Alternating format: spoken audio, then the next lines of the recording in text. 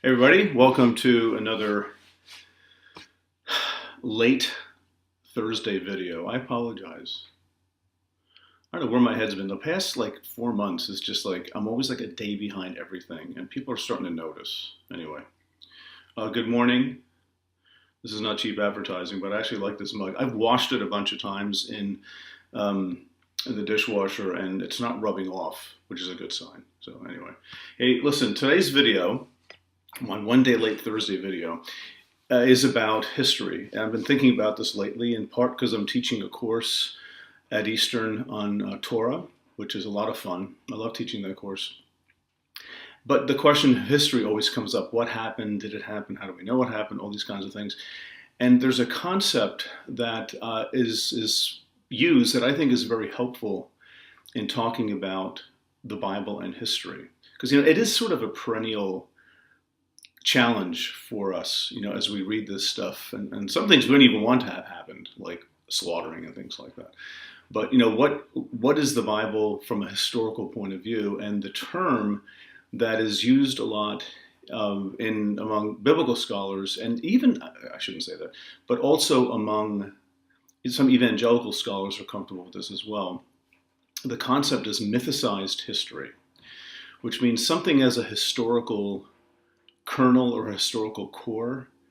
Something happened, but the telling of the story that we find in the Bible is overlaid with mythical tones and mythical categories, because that's how ancient people told their stories of great significance. It's history, but it's history that's overlaid with myth, which is powerful and meaningful and defining and penetrating and all those kinds of things in the ancient world.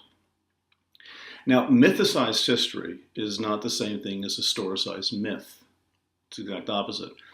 Historicized myth is taking something that is fundamentally mythical and adding some historical elements to it to make it seem like it's historical. And whether that sort of thing happens in the Bible or not, I think that's worth exploring. But with respect to Israelite history, specifically Israelite origins, where they came from, and the deep past, long before the monarchy, the conquest, the Exodus, patriarchs, creation, flood, all those kinds of things. The question is, what about those elements, and how do we define them best and understand them best? And I found that mythicized history is a really helpful way of thinking about it. So, for example, the flood story is a really good example, because most will routinely agree that there's something historical in this flood story. It's not just a made-up deluge of some sort, but it's something cataclysmic in the ancient world that drove people to write explanations. And there is geological evidence for a massive deluge in that part of the world. We're not talking about a global flood here, but we're talking about a massive localized flood, which would have been understood as a worldwide flood at the time. But there's geological evidence for a massive deluge in the middle of the third millennium BC, long before like Abraham and stuff like that. And, that may have spurred on these various stories from all these different peoples around there, not just the Israelites, to talk about why would the gods do this, or why would God do this? And the stories then are told in ways that don't just make it like a bad rainstorm or a flood or a tsunami or something, but it becomes part of the grander cosmic story of the gods and what they're doing, and humans, and the relationship between humans and the gods. And that's why the flood story is different from all these different cultures, because they're looking at things from a different point of view mythologically. They have different myths that they're trying to incorporate into this historical event, if that's not too convoluted a way of putting it. So you have the Israelites telling their flood story with mythic overtones. One really good example is the windows of of the dome that's keeping the waters of chaos out, referring back to Genesis chapter 1, where you have a separation, you have a dome, and you have the waters above, the waters beneath.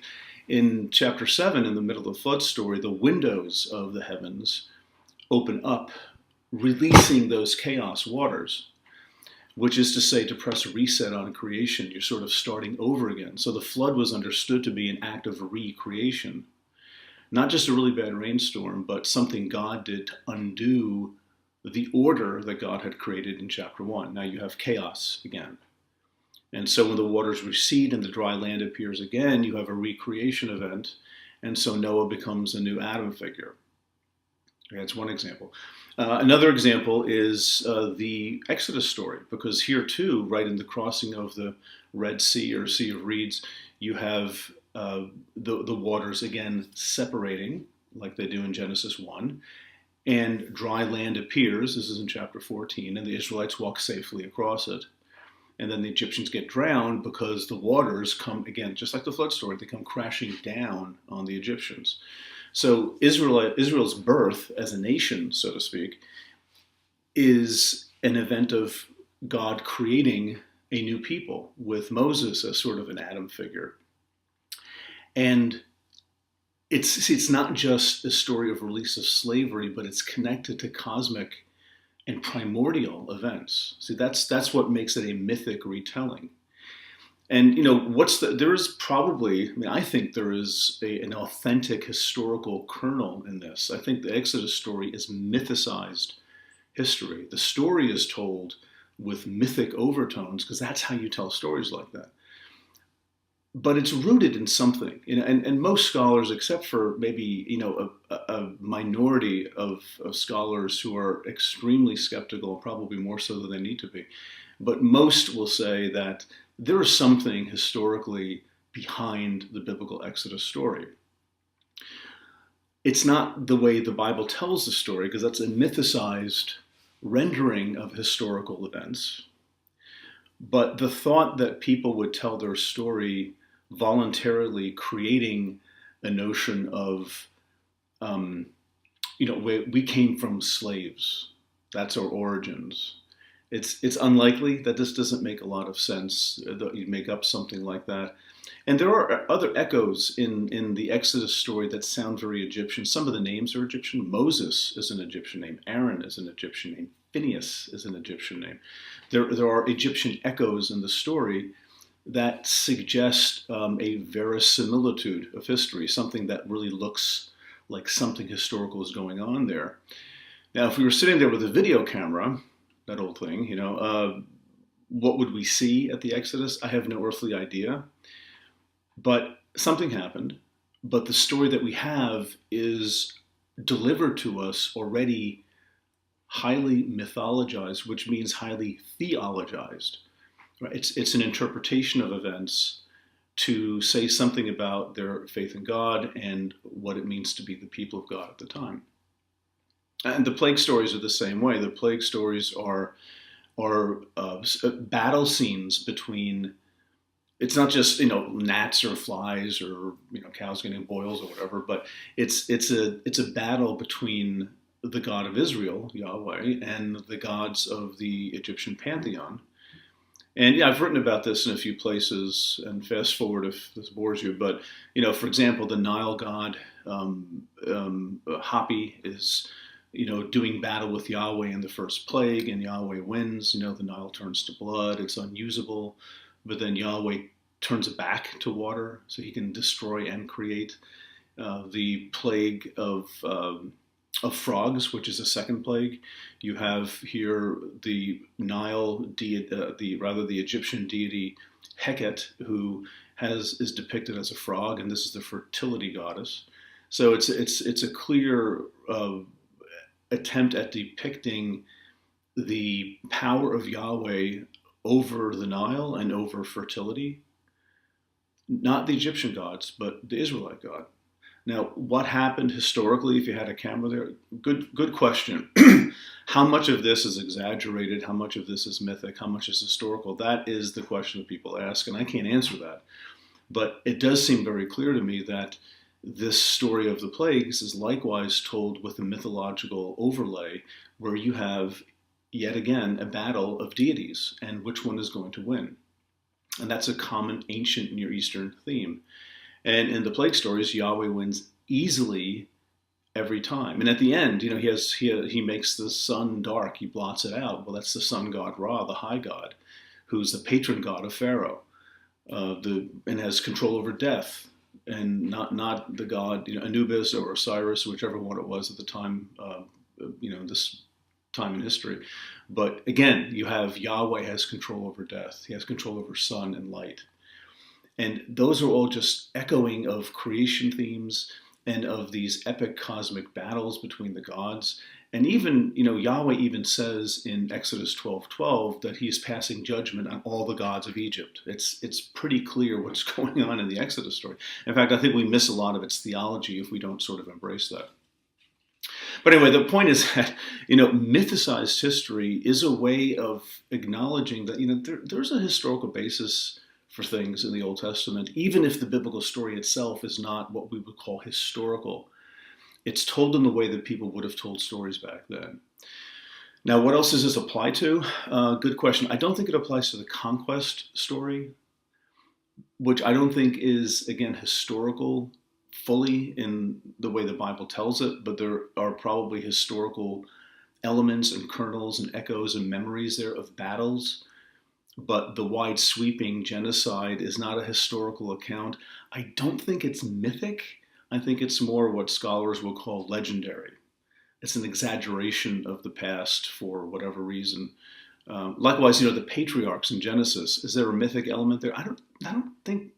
Myth doesn't jump to mind when I read the patriarchal stories, but I do think they're ideological and they're probably also legendary. Did an Abraham live? Nobody knows. Is he a pure creation of the later writers, or is there too an echo? But here you have more historical echo. But here you have more, again, I think, and a later elaboration and filling out in a creative telling of an ancient story for the benefit of the Israelites during the monarchy. Now we're getting a little far afield here. I don't want to focus on the patriarchs, but there you have echoes of the monarchy and the patriarchal stories. And I've done a podcast, or not a podcast, I've done a blog post on that. So maybe I'll do a podcast or something on that, because it's really, really interesting how Genesis anticipates the monarchy. But that's not mythic again. That's off point.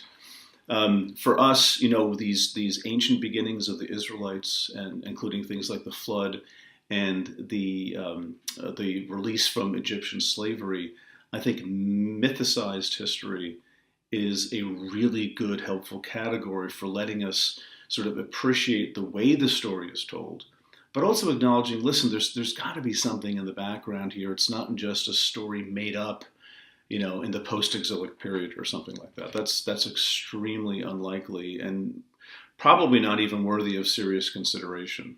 That's my opinion. So anyway, I hope that helps. It helps me a lot thinking of history that way, right? You don't have to bury your head in the sand, but you don't have to sort of think the Bible's, quote, a pack of lies, as some people say, because it's not. It's trying to tell a story, but in a particular way. All right, folks, thanks for being a part of the Patreon family. I say it every week, and I never get tired of it. So it's great. It's awesome. It's great to have you here. Thanks for pressing play and for watching, and we will talk to you soon. See ya.